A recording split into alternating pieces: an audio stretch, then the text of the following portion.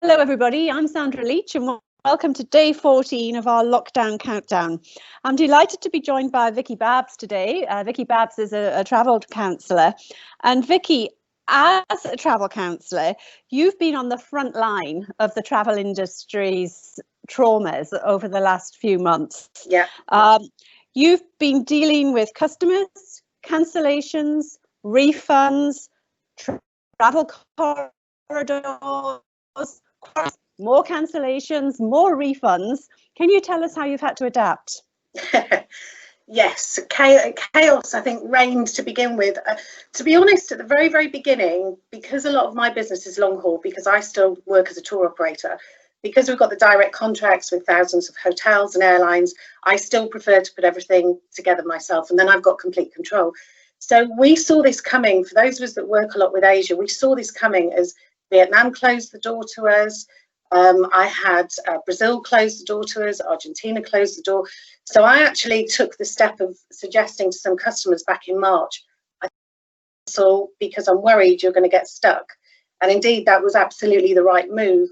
And we were lucky because working directly with our DMC partners such as EXO, Southern World for New Zealand booking, they were able to organise everything quickly. We've been able to change people where possible quickly and organise refunds, so people just haven't lost out. So that direct contact that we've got with the hotels, with the suppliers, it's for me far, far better than working as a travel agent, because we've got those relationships, and they were able to act very, very quickly and also give us flexibility as to what the customer wanted. But I think because I've been doing this 13 years now, I know my customers really, really well, and there is such an element of trust within that relationship. And again, that's critical. And I think as travel counsellors, we do work in a way where we get to know our customers really, really well. So when this has happened and when there's been delays on refunds coming through because of the pure volume with airlines, with hotels, customers have trusted us when we've said, look, we will get it back. It's just going to take time.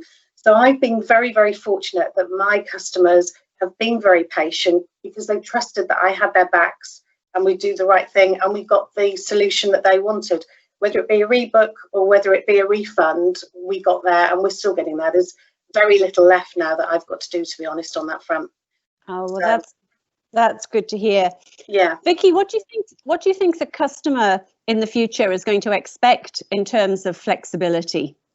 Exactly that. So, I mean, again, because of the way that I've always worked, from the very beginning, where people were saying, I still want to travel, but I'm really nervous, because the rules were and still do change literally by the day, pretty much. So because we've got direct contracts, we don't have to be paying 12 weeks in advance to some of the hotels. They've given us, again, lots of flexibility because we work like a tour operator. So I've been able to hold off balance payments to the very, very last minute. And then it's a case of, right, we need to make a decision. Do we go ahead and issue your British Airways ticket? Do we hang on and cancel it down? And again, you know, the airlines have been superb. And I have to say, British Airways have come out of this amazingly well. For all the flack they've had in the past, they've been superb. They've refunded quickly.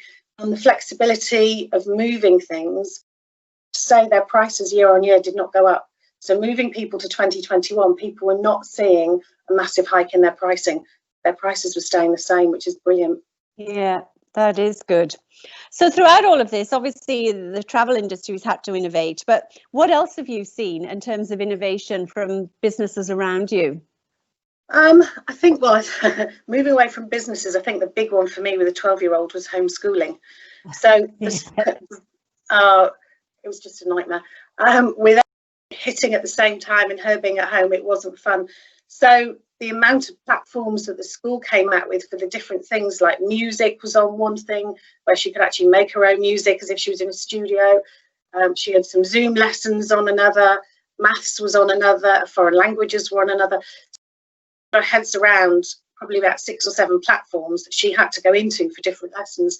So that was really interesting. I think for me, one of the best things that happened is the suppliers, although we have sort of various online sort of coaching, etc. For example, Shamwari, we had 4 rangers out in the field and we had a live feed with them, and it was amazing because they showed us what refurbishment work they'd done down there. We had, you know, we got to see we saw the big five, quite frankly. It was absolutely brilliant. Icos Andalusia was another one. They were due to open in May and obviously couldn't. So again, they did a live show around for us a couple of months ago. So a lot of the hotels and the suppliers have been really innovative in this time, taking us into the resorts, not just a training program, but we've actually had site inspections, so to speak. It's been really good, really good. And as a company as well, Travel Counsellors, because we're geared up for this, because we all work remotely from a head office. We've got the networks where we've got our own TV channel, and they've done a lot of face-to-face interviews with our normal people that we have, who are great motivators. But we've had people like Mark Bradford, who's the Chief Nurse for Education England. We've had Liam Menton, who's the Managing Director of Didsbury Gin. So we've had lots of different people coming in and talking to us as to how they're navigating their businesses, and it just gives you ideas as to what to do. Yeah.